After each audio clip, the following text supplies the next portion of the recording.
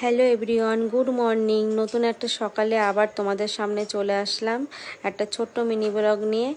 আজকে এলো একাদশী, আর একাদশীর সকালবেলা দেখো স্নান করে চলে এসেছি ঠাকুর ঘরে। এসে দেখো নিজের হাতে মালা গেঁথে গোপুসোনাকে পরিয়ে দিলাম, আর গৌর কিন্তু স্নানও হয়ে গেছে।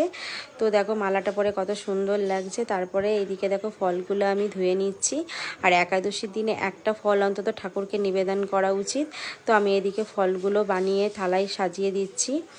আর যেহেতু ঠাকুরের সমস্ত কিন্তু সকালবেলা সিংহাসন সব কিছু পরিষ্কার করে নিয়েছি।